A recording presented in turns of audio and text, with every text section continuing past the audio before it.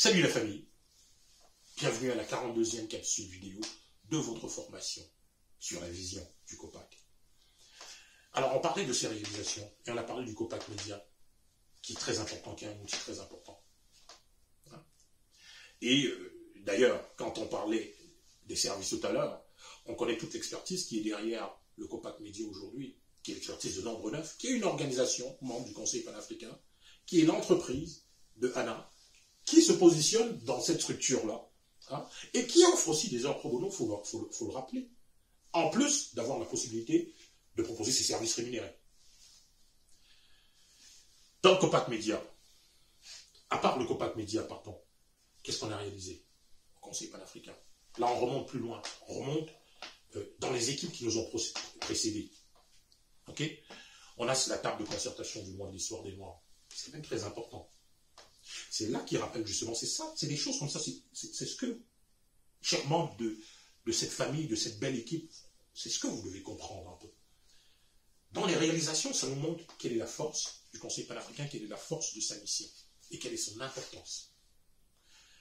La table de concertation du mois de l'histoire des Noirs est une belle réalisation parce qu'il y avait des organisations qui célébraient ça un peu partout, un peu dispersées.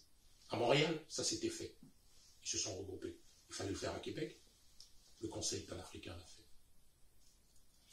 On a fait, au sein du Conseil panafricain, nos prédécesseurs, nos aînés, ont fait le prix Jean-Alfred, qui récompense l'implication des membres, des individus, dans la société. C'est très important.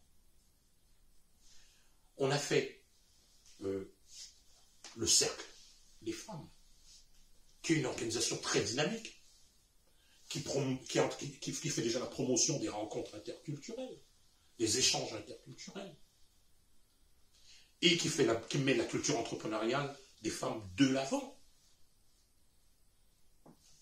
On a réalisé la Chambre de commerce Québec-Afrique, la première Chambre de commerce Québec-Afrique. C'est important. C'est important de recenser le savoir-faire des afrodescendants qui sont ici, qui vivent au Québec, et qui ont encore de bons liens avec l'Afrique, qui peuvent constituer justement des liens économiques très importants entre le Québec et l'Afrique.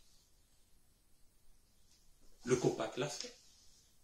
Ensuite, on a fait le carrefour des affaires panafricaines, qui est ce symbole géostratégique, où justement le COPAC veut trouver et doit trouver résidence pour son siège social. Parce qu'en se mettant au sein du carrefour des affaires panafricaines, il est au sein d'un écosystème des afro-descendants, toute expertise confondue.